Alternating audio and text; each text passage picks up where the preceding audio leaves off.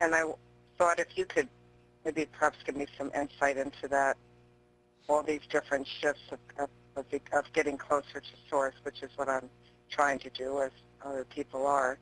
What you're feeling or see, or give me a little bit more insight. Yeah, I got And I'm nothing, sure other but thanks people are for going holding. through this. Thanks for calling in. Thanks for holding. Yeah, nothing. No, I'm kidding, Ann. I'm kidding. Can I talk? There's a smile. Oh, phew. I say stuff like that, and some people. No, I know your humor, so I'm Oh okay. my God! Because some people hang up, or I've had other people just like dead silence, and I'm like, oh my God. Okay, sorry. I probably shouldn't have. Ann knows me. Ann's like, yeah, rolls her eyes at me. Yeah, I know, Bobby. So now that we're done with that, so shifting is not a bad thing. And what I get from you when you talk about it, it makes me nervous. I'm speaking for you as I'm looking at that. If I were feeling shifts, like, is this ever going to end? Is it a bad thing? You're not sure about these shifts.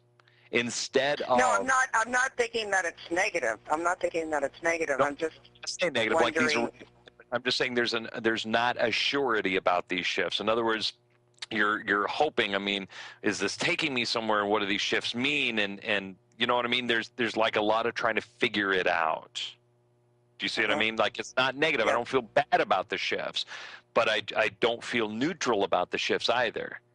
In other words, that you're not at the complete end of the scale where it's, like you said, where it's negative, but there's still some unsurety. Instead of just exploring these different shifts, everybody's going to go through shifts, and you've gone through particular even paradigm shifts, some beliefs that have completely been wiped out from what you know, even just 5 or 10 years ago.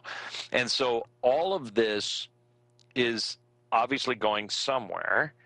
And sometimes the shifts will be big, and sometimes the shifts will be small. But you're fluid. The source is it's moving, and at once it's all steady and just in the flow. But that also means fluidity. It also means that things change and it molds, and your perception over one thing can just vastly change. And I think that the fluidity that you have about you is wonderful. It means you're not staying static in one place all the time. You don't allow yourself just to rest in one place all the time, which there's good and bad with that. In other words, sometimes we just need to rest. You know what I mean? Sometimes you just have to just be where you're at. But at the same time, when a situation or when you're motivated to change, then do. So let's more mold the question of, what is it that you're wanting to know about these shifts? If you're on course, if you're on track, or what are you wanting to know particularly about these? I think they kind of hit me when I'm least expecting it. Good. Or I guess I'm not accustomed to these shifts. Or But that's okay. I've had them all along, but I haven't been aware of them. But I am more aware of them now. Just more aware of them now. And the thing is that it's okay if they come unexpected. That's when the best shifts or insights come. Because what happens is, to me, that's how I define an insight. It's something that just hits you. Have you ever, to put it on a real simple scale, have you ever seen an actor in a show or a movie and go, God, what is his name? I'm trying to think of his name. Yeah. And then you'll be doing something nonsense. You'll be brushing your teeth or blow drying your hair, and all of a sudden the name just comes to you, right? Yeah. It comes by accident. It comes in a flash.